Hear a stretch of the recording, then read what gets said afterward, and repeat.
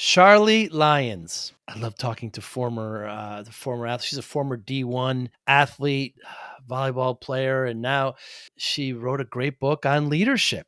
Just the background of these high achieving athletes, how she was able to bring it all together. And she focuses on the youth. And her book is Average to All Star, equipping young leaders to start strong and go further, faster. Because she has teenage kids, and so she kind of she sees it through the lens in that. And I always had the discussion about the difference between a leader and a manager. And her answer to that was the first I've ever heard this perspective. It was absolutely wonderful.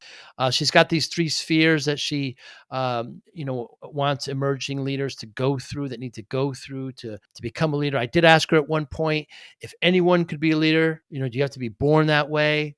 Or excuse me, you have to be born with it. Fascinating discussion. Of course, I always bring up technology and AI. Where is that in leadership? But just a great conversation with Charlie. So she's so full of life and great experiences, great quotes from her book as well. Just a great conversation about leadership with Charlie Lyons. Thanks for listening. Hi, I'm Joey Pins. People ask me, how did I lose 130 pounds? The quick answer is always discipline. I started my business, wasn't paying attention to my health, was eating too much, drinking too much sweets. My daughter was born. Next thing I know, I'm pre-diabetic, I have hypertension. I knew something had to change. Discipline. I, like many of you, have faced many challenges in your career, in your family, in your life, in your faith. How did you attack them? How did you approach them? How did you solve them, hopefully? It all had to have some degree of discipline. I'm also asked, how did you found and start a tech business that lasted over 25 years? Discipline.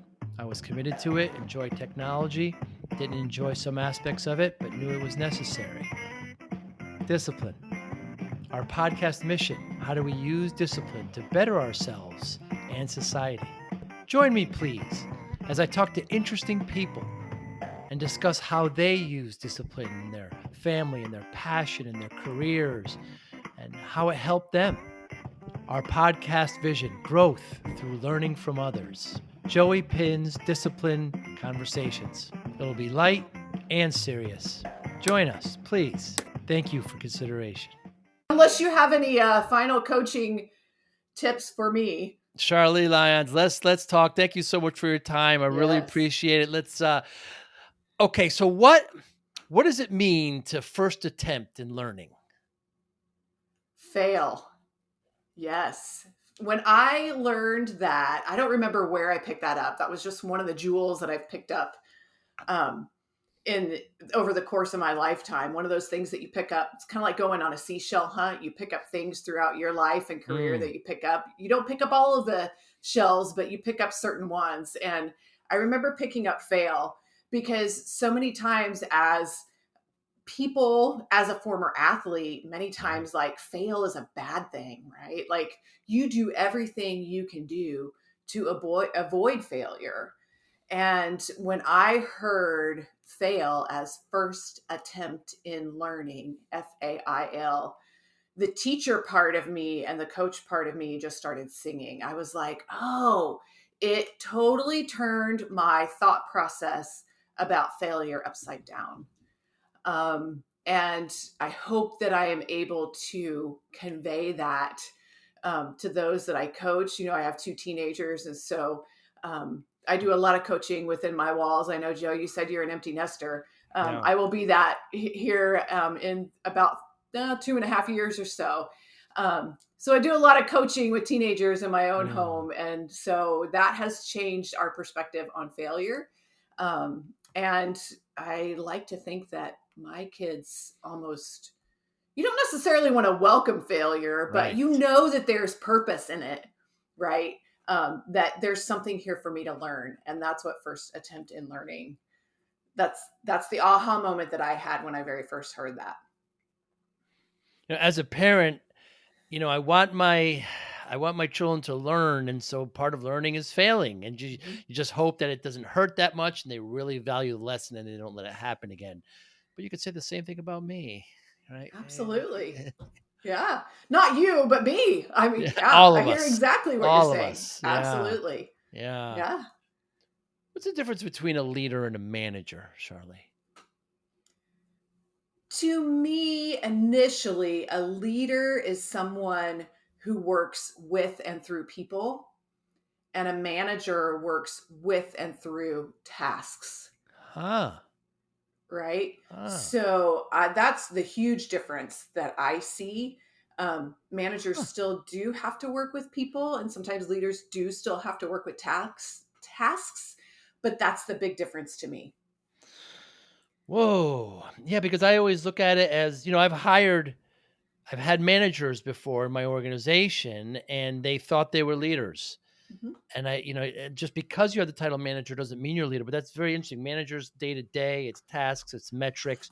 Leader is kind of looking forward, looking with the direction. But yeah, linking it to people and tasks, that's a very much cleaner way to look at it. That's Mhm. wonderful. Mhm. Actually, in my book, I love there's a quote that I have in there by Harvey Firestone, and it says the growth and development of leaders, or the growth and development of others, is the highest calling of leadership. Mm. It's not about tasks; it's about people. I believe that leaders solve problems and serve people. Hmm. When I Solve boil problems. leadership down, they solve problems and serve people. Did the book were you called to write that book? You're a woman of faith. Did it come out of you? Did somebody encourage you? It's a great question, Joe. And I always tell people uh, it was never on my bucket list, Mm. never something that I had dreamed of or thought about. You know, a lot of people think about writing or dream Mm. about writing a Mm. book. Was never really in my wildest dreams. Um, and still to this day, I pinch myself Hmm. that that actually happened. And people say, "Oh, are you going to write another one?" I'm like, "Let's take it one at a time," right? Um, so for me, I jumped off. I worked in higher education, and my background is in training and development and higher education. And I jumped off from my higher ed career in the late quarter 4 of 2019 to pursue my own business. And as you know, what happened early in 2020 was not a great time to build a business. And really, I Mm. was working with a lot of school corporations at the time. And so early 2020 hit, my kids couldn't even go to school, let alone me going in and working in schools with athletic teams and that kind of thing. And so really during the pandemic, I was blessed to be home with my kiddos. My husband is a firefighter. He's a frontline guy. And so we just kind of regrouped here a little bit. But then as we were coming out of the pandemic, I was like, okay, how am I going to transition my business? How do I pivot? You know, we were all talking about pivoting. Mm. And so that's when actually I have a friend who works for my publisher, and I met my friend for coffee, and I was asking her, tell me a little bit more about what you do. Mm. And so that's when then the idea came, and I ended up meeting with my publisher and just kind of talking through my career and that kind of thing. And she said, I think you have a book in you. She said, people need to hear what you are sitting here telling me. And Hmm. I was still a bit skeptical. Thank goodness for a wonderful editor. But really, I say, you know, I referred to the shell collecting earlier during our conversation. And for me, the book is kind of a culmination of all of the different shells that I picked up throughout my career, right? Hmm. Oh, I like this diagram. I like this assessment. I've picked up this concept and this definition and this Harvey Firestone quote, you know, kind of thing. And so that's really what it was for me. And really what the book instilled in me was that I am an expert. Hmm. I do know what I'm talking about. Hmm. Now, when it came time to publish, um, I kind of laugh that publishing a book was kind of like having a baby, Yeah. right? Like, what if my baby's ugly? And everybody thinks that my baby's ugly, right? What if I put this book out there and people think it's malarkey? And they're Mm. like, what is this lady talking about? So yeah, I did have that um, scare, Mm. maybe fear of fail, right? Right before the book went out, but it's been a wonderful blessing. And so, long question or long answer to your question. Um, Never dreamed about it, but was encouraged with it once others kind of heard my story and what I had to put out to the world. And now that it's done, do you feel another coming on? Yes and no. Mm. There are times when I'm picking up another seashell and like, oh, that might Mm. be another, go in another book. But that's not where I am right now. I am at the point of um, my greatest responsibility is launching two teenagers really well into adulthood, and so that's really my highest calling right now. Of course, the book and my business is important as well. But I don't feel like I have the bandwidth right now to take on another book. That may be Mhm. on down the road in another 4 or 5 years. We'll see. You We'll see talk what about God says about it. That's right, and your empty nest in a couple of years, like you mentioned, you never know. Yeah. Exactly. You talk about going from average to all-star. Hmm. Explain. Absolutely. So the title of my book is Average to All Star, and it's equipping young leaders to start strong and go further faster. Right. So a lot of my work, as I mentioned before, was in higher education.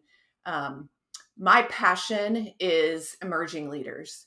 Hmm. And when I say emerging leaders, I'm normally talking about ages 18 to 28, right? That they're really coming into their own. They're trying to decide, what am I going to do with the rest of my life? I don't know about you, but I'm still not sure. Hmm. But they're really coming into their own during those years, during those college years, and during those early professional years. And I found that the work that I've done over my career, um, a lot of people say that it's kind of intuitive. Like, Charlie, how do you know to do that? How do you know to say that? How do you know to coach them through that? Um, and I think that intuition is truly a blessing. It's a gift that I've been given that maybe others don't have. They have gifts in other areas, but I really feel like average to all star, when you take emerging leaders and you help them really understand who they authentically are, that helps them to start stronger and go further faster in their lives and careers. And Hmm. so think about that trajectory, right? There's actually a graph in the book that if young leaders are able to start stronger and go further faster, it's this trajectory, right? And over the course of 30 or 40 years in their career, that's amazing, as Hmm. opposed to a trajectory that's much smaller. Let me give you an example. The first time I ever took a strengths assessment to learn what my strengths are, I was 31 years old. And that seems young, right? And I remember it was the Clifton Strengths, first time I took it. And I was like, yes, one of my top strengths is connectedness. And I never knew what to call that, right? So I loved that I had a term that I could call Hmm. that. And I was like, yes, of course, getting your top 5 strengths is very empowering, right? So I loved it. But then I was walking back to my office after that session and I got mad. And I was mad because I was thinking, I am 31 years old. Had I known this information when I was 21 years old, I think about how that would have changed the teams that I worked on, Hmm. possibly the jobs that I looked for. I had a great career, don't get me wrong, but there are things that I'm like, it could have changed the previous 10 years of my life. Wow. And so that's really thinking about that. And I can still feel that in my bones, right? Hmm. I can still feel that.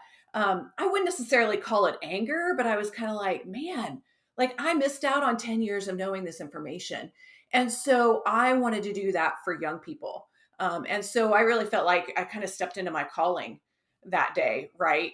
And so my calling is to help young leaders authentically understand who they are so they can get on that trajectory, Hmm. and really go from average of not knowing your strengths and maybe not knowing who you authentically are and going to all star. And I think that's one thing that the, what was it, a couple of years during the pandemic, the great when people were leaving their careers and going to something else and trying other things. Resignation, the The great great resignation. resignation. Thank you. My old brain couldn't come up with resignation. I really think that's where the great resignation came from, Mm, right? People were saying, this isn't authentically me. I have a time to kind of hit reset here during this whole pandemic thing. And some of that changed for people. And so I think if we can help young emerging leaders go from that average to all-star by really understanding their authentic selves, that's what I'm called to do. hmm. I remember the first time, so I took the DISC assessment, Hmm. and I remember very similar feelings. And I Yes. probably took it around that same in my 30s, and thinking to myself, yeah, now I have a name to what I know I've always been. And I kind of wish I knew that. And I wish I knew others so I knew how to interact with them. It was a very eye opening experience. Those personality assessments, you said strength assessments. I'm not sure what the Yeah. categories are in, but they are very important. Well, so many times I think when people take an assessment, they just assume that it's a personality assessment, Mm, right? There's all kinds of assessments. I mentioned several different types, some of my favorites in the book, but strengths is how where your strengths are, right? There's personality assessments, that DISC assessment. There's motivation assessments. There's all mm, different. mm, There's communication assessments, how you mm. communicate. So and I really think that the more information you can get from that, and that's really what I do with emerging leaders through coaching, is we work through assessments and what does that mean to you. And then when you can layer those assessments on top of each other and really understand who you authentically are, Mm. that just helps you live more Yeah. fully into who you were called to be. And like I said, sets you on that trajectory towards really making um, a maximum impact in your life and career. Yeah, and it also helps knowing that others are similar to you and dissimilar. It just you kind of feel like I don't understand myself. How can anybody else understand me? But now we're putting sign. Okay, I have these traits similar to these people, and it's different to that. It just kind of helps organize and kind of I don't know structure. Put some structure It to your does. And life. it helps you know how to approach people as Yeah, well. One of the important. things that I do in a lot of some of the strengths workshops that I do is I will give people frames with their name and their top 5 strengths in them to Mm, set in their office, right? I believe at Gallup they actually list people's strengths on the outside of their door, like their hmm, office door, their placard. And so when I walk up to that door and I see Joe's strengths, I know how to approach you hmm, the way that you want to be approached, right? hmm, Not just how I want to approach you, hmm. but what's going to be the most effective way. So yeah, I think it really helps you to not only understand yourself, but really understand and work effectively and have huge impact with others as well. Hmm. I think on my outside of my door, my number one strength would be my marinara, I think. But okay, so That's there's a good 3. strength. Yeah, it Don't sure is. underestimate the It power of sure a good is. marinara. So you have, 3 spheres for your emerging leaders, right? There's character, Mhm. mindset, and power skill. Let's talk about them a little bit. Character. Character, yes. So I really look at it. I look at a lot of things through the lens of um, an athlete because that's Oh, that's yeah. a huge part of who I am. Mm, I have 2 children that are athletes as well, and I always talk with them about these 3 spheres that you just mentioned. Of course, part of being an athlete is having that, and this applies not just to athletics, but in general. Um, for instance, my son is a baseball player. Very blessed he's going to be going to play baseball in college. wow. Obviously, there is a functional skill there Yeah. that he has to have, right? And so that's not necessarily one of the 3 spheres, but that would be a sphere I would say off to the side, right? You have to have that functional skill. But then you also look at character, and if you don't have great character as an employee or as an athlete or something like that, then that these 3 spheres that we talk about are really, really important to help support that functional skill, right? I think about poor character. Um, if you have a bad attitude or you don't have integrity or you don't understand how to play on a team well, those are character issues, right? Mm, If you mm, don't have strong character, you can have really, really great functional skill. But if you don't have character, then you may not make the grades and you're going to be sitting on the bench. You may be suspended or expelled from school and not be able to play. And that's going to affect your team as well. Not just in the athletic sense, but that's true within the work world and a lot of the different areas where we work, right? And so, character, having that functional skill is important, but having character that supports that is really, really important as well. And I find that athletes that perform at a pretty high level, if they don't have that character piece, many times the character piece is what keeps them from getting to a higher level, hmm. or employees from getting to a higher level. Does that make sense? Or teammates that um, aren't able to function at a really high level. So character is a very, very, very important underpinning, I believe, um, to functional skill and that, like I said, that may be athletically, or it may be in the work world or in your family world or what have you. So And yeah. the character doesn't necessarily mean personalities. It can be somebody with just the strengths needed to have strong character to be part of the team, the organization, etc. Yep.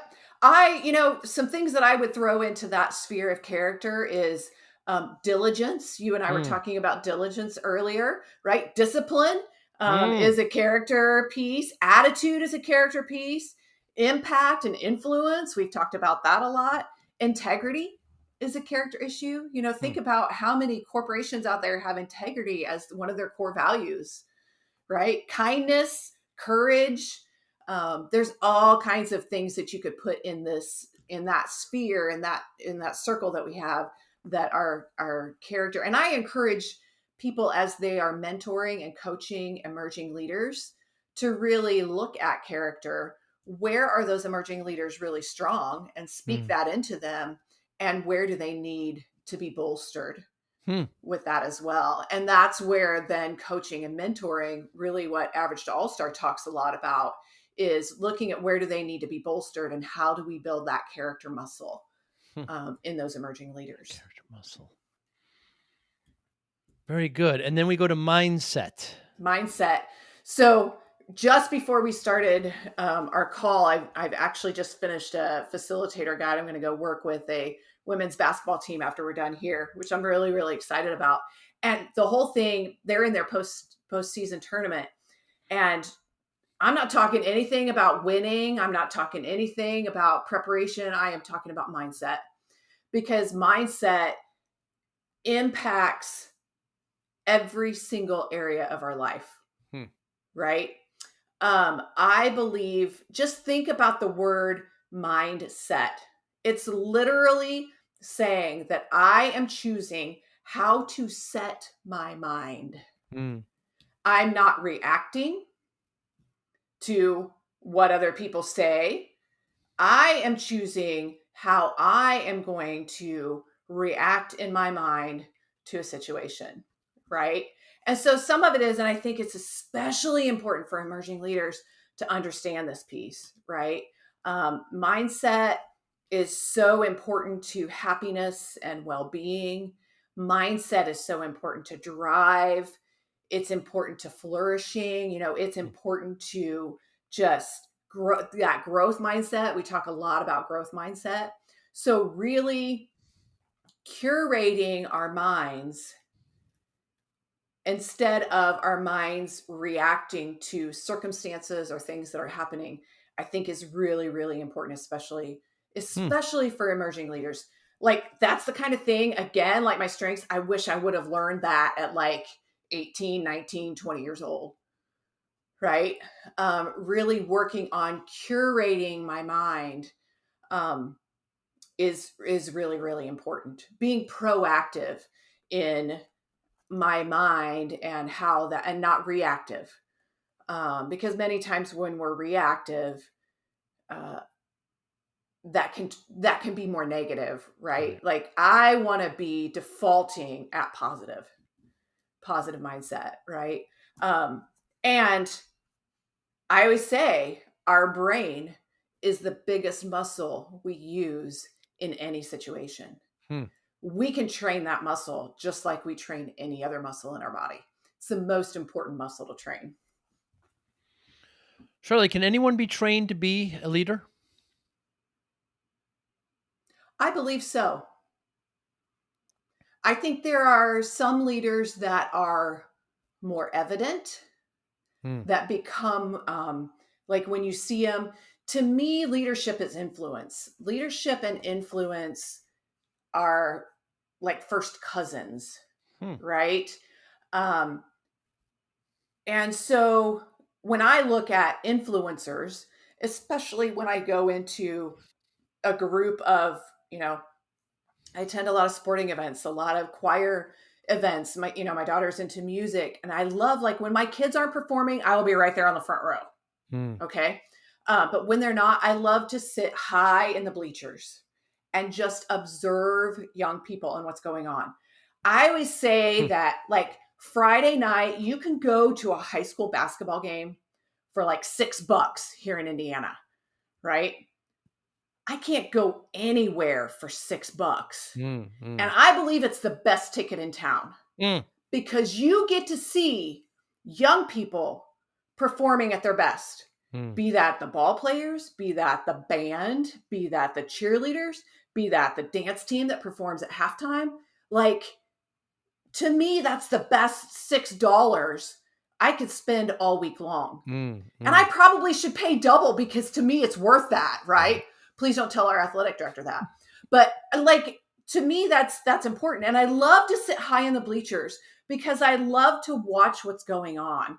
And I love to watch, you can see influencers, right? So many times we think of influencers right now. Like, if you ask a young person, what's an influencer? Oh, they'd be like, oh, that person on YouTube, or I want to be Social an media. influencer, or social Yeah.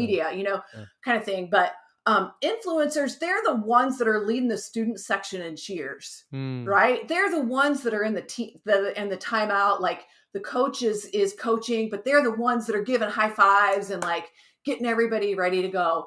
To me, those influencers are leaders, right? I would also argue that many times there are influencers who influence in maybe not a real positive way, Hmm. right? That are, trying to get people to do things that maybe aren't the best for them to do. I would argue that those are leaders. Hmm. They're influencing, right? We just got to get them on the right path and going in the right direction and get them on that trajectory, right? And so I do believe, go back to my definition of leadership. It's people that solve problems and serve people, and Hmm. I really believe that anyone can do that. Anyone can be trained to be a leader. They just want to become a leader. Obviously, if they don't want to, but are there natural born leaders? These are these influencers you're talking about. Yeah, I believe they are. I believe there's a aura about them, Hmm. right? That they're maybe more evident, and that you look at them and you're like, oh yeah, you can pick them out of a crowd. Some of them have that more forward, like, that comes forward from them that they're a leader. But I do believe that there are others, like, that may be behind them or aren't the first ones that are out in front, that are doing a lot of really great leading, Hmm. right? I think it's the student that, just the other day, I went into a classroom to do a presentation. I was having trouble with the technology. It wasn't the student that you think of as being the obvious leader. It was the quiet kid in the back that Hmm. came forward and helped me get all this technology ready to go. He solved a problem and he served a person, Hmm. right? It's a leader, but he's not the most obvious one. Your third sphere is power skills. Unfortunately, sometimes called soft skills. Yes, yes. Preach that to the choir, Joe. I believe that too. Obviously, I did not call them soft skills because I don't Hmm. think there's anything soft about them. I do believe that they are power skills.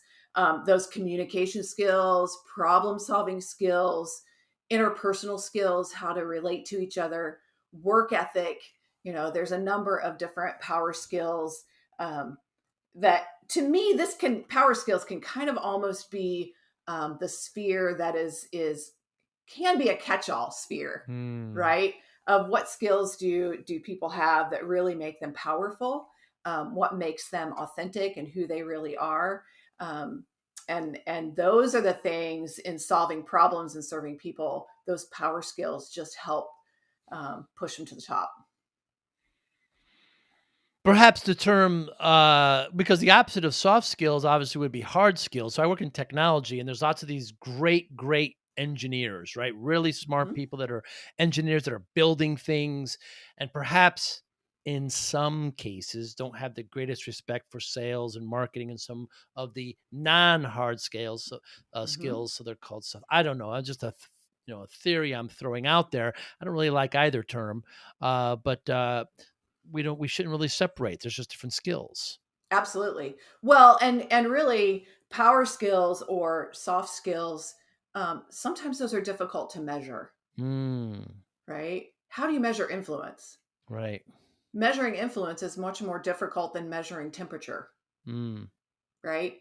And so measuring temperature to me is that hard skill because there's a mm, specific way to do it. But measuring influence is more of that softer skill, or we call them power skills, because there's mm. not really a way to measure it, but yet you know it when you see it. Hearts and minds, winning hearts and minds. Very different than Mhm. how many widgets they made, or features on an application or whatever. Yeah, so Yeah, it's not tangible. So perhaps that's where it comes to. Even with hardware and software, we know hardware, we can touch it, but the software is what sure. drives it. And That's a great analogy to hard yeah, skills and soft skills. yeah. I even think of a music. A guitar is hard, and the music is soft. I mean, Hmm. there's the analogies go on. So there's these three that you feel that with these three, you can turn anybody who wants to be a leader into a successful leader. Absolutely. And I don't think that's once we do that, I don't think that's the arrival point and where they Mm, stay. I think it's a constant looking at um, where you are in all three of those spheres, right? I remember hearing a quote, and I don't have it right with me, but it was the CEO of Coca Cola was talking about.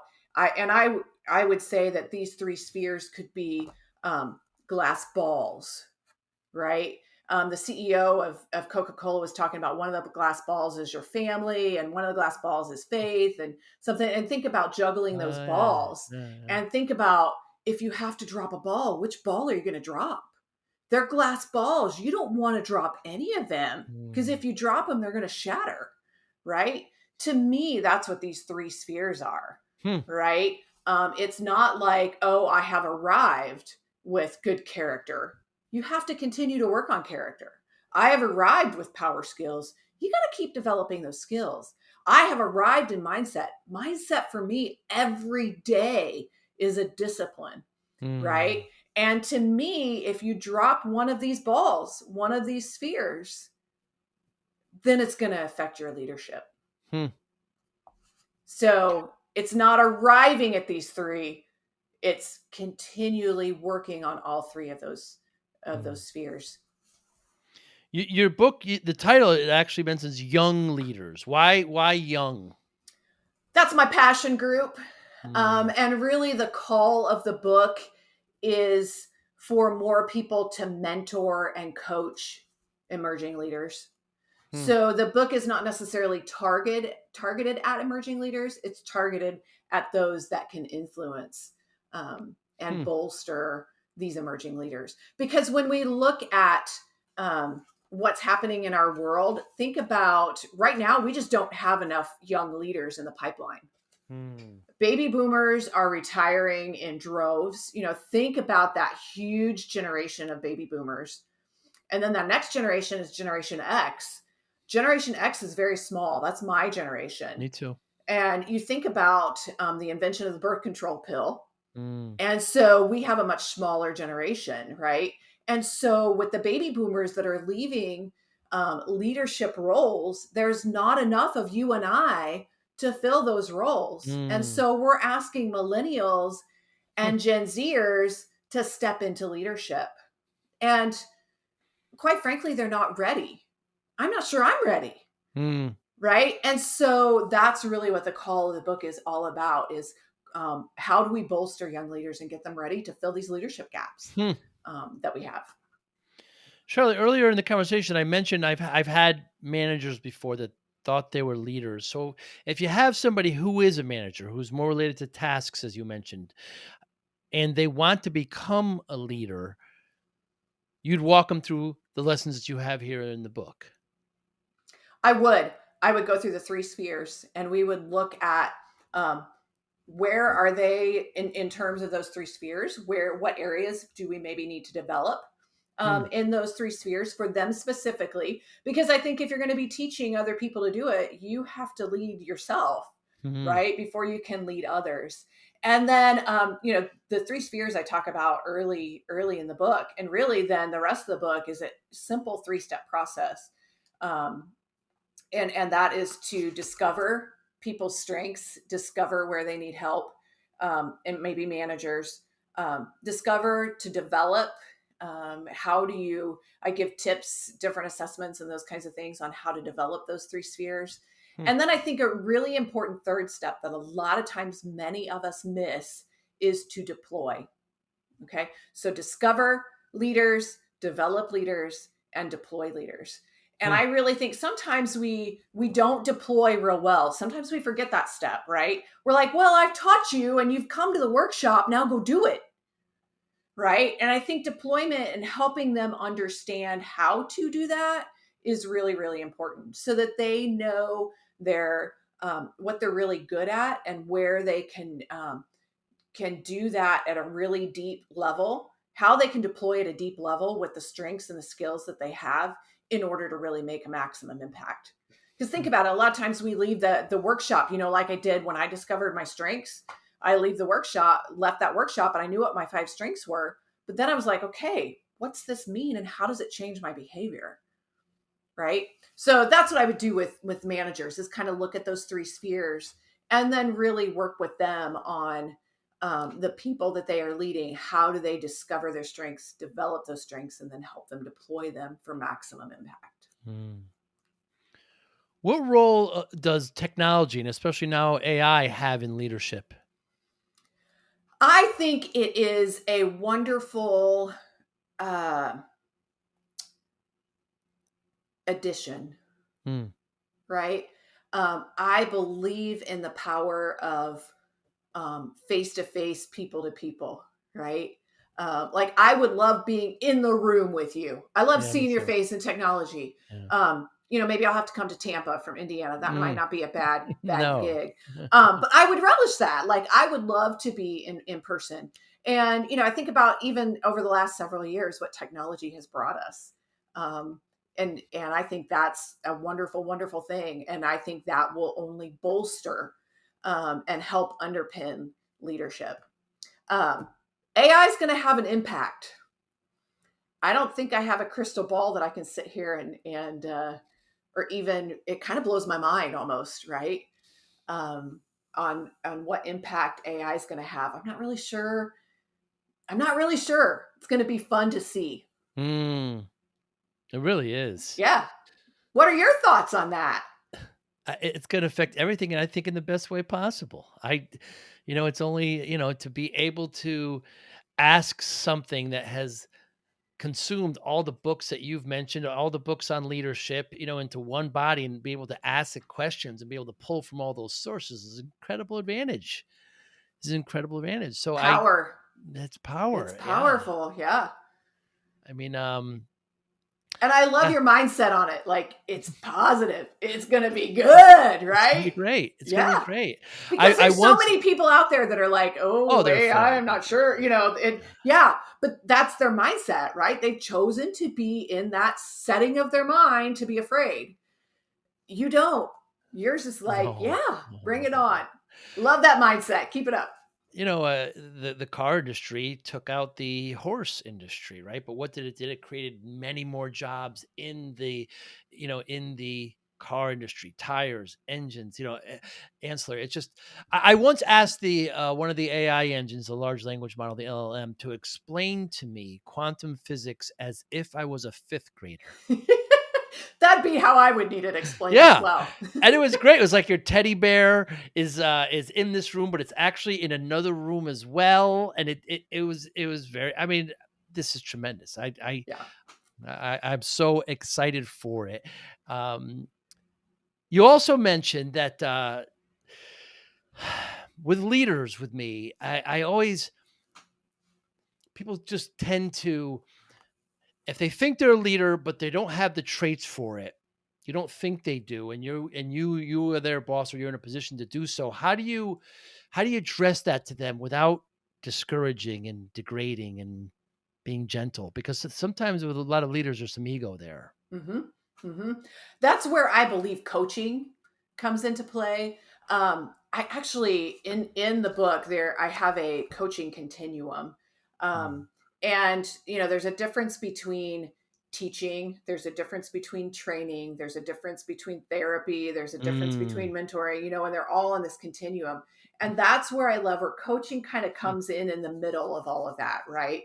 It's not necessarily I'm telling you what to do, but it's asking the right questions to get the person to discover that on their own, Mm. right? So maybe taking a situation from where they are leading, and maybe need some help with that, right? So walking them through a number of coaching questions to help them discover that maybe that wasn't the best way to address that issue, Mm. first of all. But then, okay, so that wasn't the best way to do it. Now, what do you think would be? And then to think through those scenarios. So I love the value of coaching and the power Mm. of coaching, because it's not just me telling you what to do.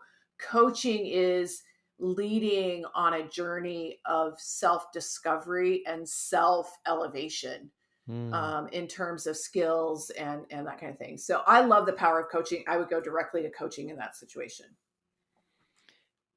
Let's talk about, you were a D1 athlete, Charlie, and you've been coached for a long time. And without that background, without that experience, I mean, how much does that influence what you do now?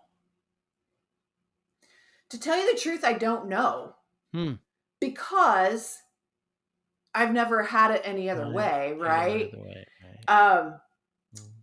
I am Hmm. totally grateful for that. I think about when I was born in 1971. Your listeners can do the math on how old I am. It's all good. Um, I was born in 1971, and think about Title IX coming into play. Right. Like, I have seen over the course of my lifetime women's athletics just become phenomenal. I mean, like, I was watching um, women's college basketball the other day, and my husband and I just looked at it and I said, wow, where women's basketball came from when I played Mm. to where it is now, I absolutely love it. It's Yeah. phenomenal, right? And so I just think about how blessed I am when I think about my lifespan and Title IX coming in and girls getting to play and girls finally getting, you know, a fair, whatever fair is, right? But Mm. at Mm. least getting, and having parents who um, helped instill that in me. Like, I was one of the earliest people that got to play club volleyball, right? Like, and I'm so thankful that my mom and dad saw that as, okay, Charlie, you have to understand, as a freshman in high school, my dad's nickname for me was Olive Oil from Popeye. Popeye. Tall, gangly. Like I say, I was a big, tall, goony, right? And so I set a goal as a freshman in high school that I wanted to play college volleyball. If you would have looked at me as a freshman in high school, you'd been like, oh, there's no way. Wow. But my mom and dad knew that that was my dream. And so this was the early stages of club volleyball. Like, when I was a junior and a senior, to be able to even have a club to go play in was pretty amazing. But Mm. then to drive 1 hour each way a couple of times a week to practice, and pay the amount of money that my parents paid, I'm eternally grateful to Mm. them. And so I think about those early days of even club ball and that kind of thing, and then being able to play in college, it was a wonderful, wonderful blessing. I'm sure that had an impact on mindset, on Mm, discipline, on mm, all of those different things. It helped me more fully understand who I am and what I'm called to do. I think about that experience now with having two young athletes in my home, and like I said, I'm getting ready to go talk with a group, a women's basketball program. Um, just being able to do that and to be able to relate from having been in that is a wonderful, wonderful blessing. And I wouldn't change it for anything. And I don't really know how to answer your question because it's just always been that way. And what a mm, blessed life mm. I've been able to lead with that. And of course, Title IX is when universities, colleges have to give the same scholarships to men as they do women. So is Hmm. groundbreaking. And I Well, coach. it's not even scholarships, but like if they bought the boys' team shoes, then the girls' team Oh, need all budget shoes. too. I didn't Yes. realize that. If the boys got gym space, the girls got gym I space. I mean, see. it really leveled the playing field I and didn't realize changed the that. game. Yeah, Wow. yeah. Wow. So, and if the school offered eight boys varsity sports, it had to offer eight girls varsity sports. So Yep. think about the number of young ladies that then were Hmm. getting opportunities to play. You know, Wonderful. yeah, yeah, I have two daughters, and I coach them both in soccer, and even women's soccer. You mentioned women's basketball. I'm from Connecticut, right? UConn is sure. one of the great legacies, and just yeah, the advent of women's sports, and yeah, just coaching along. I'm sure you've had great coaches. I'm sure you've had some not great coaches, but you learn what you like, what you don't, and you've carried it on. It's great to have great parents. It's so nice to have gratitude, Charlie. It's very comforting. It's warm, isn't it? It is. It is. Well, and quite frankly, I don't see any other way. Right, Like the what I have been given right. was is beautiful, and I hope I can give that to others. So don't underestimate the power of gratitude. That's for sure. So I started my business in '93, and I was working way too much, Charlie, and I wasn't paying attention. I stopped playing soccer. I stopped playing tennis. Hmm. I was just working too much, and I got myself up to 340 pounds. And the doctor, she said to me, if you don't lose this weight, you're not going to see your daughter graduate. My oldest was just born. So I spent the next 6, 7 months. I lost about 130 pounds, and people always ask me how, like there's some That's secret. amazing in that amount of Yeah, time. discipline, right? I now have a person that's this wonderful, beautiful girl that I have some responsibility for somehow, that brought into this world, and now it's just more than me. And now I got focused. Had control, and just discipline is what I use. How does discipline play a role in your life, Charlie Lyons? It's every day, right? Discipline to me is diligence, right? Mm, One thing that I've been working on with growing my business is just you have to have that discipline and that diligence, right? One thing that I started in 2024 was, I kind of look at what are key indicators for me. How am I going to win today? Like, what do I need to do today hmm. to win my day? And I really started thinking about that. And I started like writing things down. I have my wonderful little journal that, there's just all kinds of good stuff in here. Um, but just started writing those three things down. Like, what are key indicators on winning my day? And how do I do those same things day after day after day after day? And I kind of broke it down into this is my morning, right? These are things that I have to do in my morning to win my morning. And I'm already got steam then, right? It's rolling. How do I then win my midday? And there's 6 or 8 things in every one of those. Some of them are physical, some of them are nutrition, some of them are just noticing things in beauty. Some of it is what am I grateful for, right? And then I have my evening time. What are the things those key indicators that I have to do? Um, and I actually have a spreadsheet. I'm not typically a spreadsheet girl, but like I want to track that stuff, right? Hmm. Like what I'm grateful for Hmm. today, and what good food did I get to eat today? right? What special moments did I have with people in my life? Like, I want to track that stuff because I want to be able to go back and look at it. Hmm. Now, I haven't been very disciplined the last couple of days on actually filling out my spreadsheet, but the thing is, I don't really have to fill out my spreadsheet because I'm training my mind Hmm. with that, right? Like, oh, I've won the day because I did that. Oh, that's one of my key indicators. And so I'll go back and fill in my spreadsheet, right? I because I think that's important, just the discipline of doing that, because if not, things fall off to the side and you Hmm. don't really Hmm. think about those things. But that's one thing that I'm working on in 2024, on how to be disciplined, and diligent. Diligent. I heard kind of routine in there, order, Mhm. willpower. Yeah, I have this ongoing thesis that you mentioned continuum before, that discipline is kind of a spectrum, and Mhm. there's no wrong answer. We certainly see a lot in athletics. What's needed. We see it in leadership. We see it everywhere. Some people have a very kind of militant, That's not to me. yeah, not me either, but Not it's me. there's no wrong way. It's just, whatever they feel it. But it's always interesting, given people's backgrounds and perspective, how discipline plays a role in their life. Charlie, what motivates you? Other people. Other people motivate me. Like, um, I about the last year, I joined a gym, and my husband was kind of like, "Do you really need to join a gym?" And I was like, "Yes." Hmm. I could go out and walk. I could go get on the elliptical. I could lift weights here at home, but I don't. Mm, I need to have community.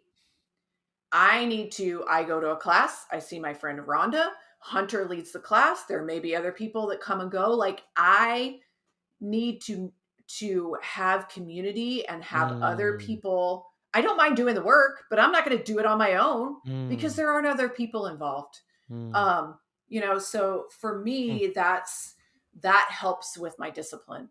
um Other people motivate me to be better, to help them be better. mm. It's about people for me.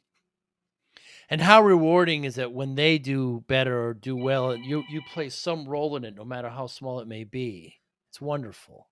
Well, yes, thank you, but it's really them. Mm, Right? Hopefully, I can be the motivator and maybe encourage and make them think in a different way, but it's really about the action that they take. mm. So then how do you measure success? That's a good question. I think for me, success is, um, seeing those little disciplines and winning the day personally for Mm, me. And then it's also seeing others get on that trajectory, right? Doing those little things that help them start a little bit stronger. Like, I'm going to be better tomorrow because I learned this today, right? And continually, it's not big jumps, but uh, sometimes those small little steps on moving people forward. hmm. Yeah, again, there's no wrong answer there, but it's interesting It's how it ties soft. in. Yeah, it is soft. It It's is soft. soft. Yes, yes, yes. Yeah. Yeah, soft sometimes has such a unpositive, but it's a soft. Yeah, meaning it's not that tangible, but still Mhm. very much You wonderful know, and acceptable. we have a friend, my husband and I were talking yesterday. We have a friend who was turning 40 yesterday. And I said, "Do you remember turning 40?" And he said, "No." He said, "I don't remember turning 50." And that was Mm. only a year and a half ago. Mm. But I said, "I remember turning 40."